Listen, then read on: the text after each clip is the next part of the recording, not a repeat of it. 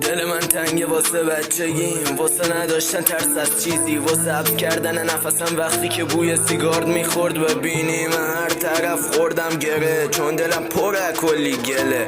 سکام حبس میشه واسه فردایی بتونه واکنه گره. میگیرم جشن تولد تنام، هستم مالیم نی کجام الان، میزنم کم کم رگم و در راه کسی نی همرام. دلم تنگه واسه بچگیم، واسه خندیدن بی‌مزگی، دیر فهمیدم که رفت زندگیم، هنو دستور میده زندگی. هر روز من فورتر میشه چهرم، با اینکه خیلی با من بستن، نمیدونه هنو هیچ کسی قصم واسه چی. میریزه اشکم، میگیرم جشن تولد تنها، رسیدم پخشم چند جا تو آهنگام عقدست پیدا، همینم میخوانش فنا. نمیخوام تسلیت بعد مرگم، تا وقتی زنده میکنن دردم. در اومدم شد بیشتر بابات، ولی آرزوام بام شدن کفن. میگیرم جشن تولد تنها، ولی خب جا کیک دستم سیگار.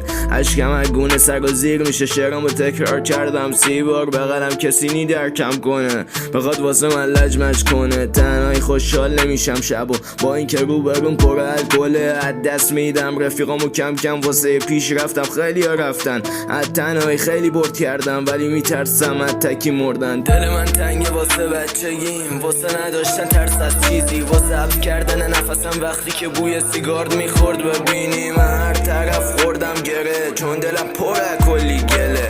سکام حبس میشه واسه فردایی بتونه واکنه گره. دل من تنگه واسه بچگیم، واسه نداشتن ترس از چیزی، واسه حبس کردن نفسم وقتی که بوی سیگار میخورد. ببینی من هر طرف خوردم گره، چون دلم پر کلی گله. سکام حبس میشه واسه فردایی بتونه واکنه گره. شبمو صبح میکنم با گریه، کسی نی اعتماد کنم بهش. هنو شنود میشن حرفام، ولی پا پیش نمیاد منو بگیره. رفت فارسی میاره بهم فشار، خواستم رگ بزنم 2-3 بار. برعکس ایترا که میخوان بمیرن، فنا نمیذارم شم گم راه.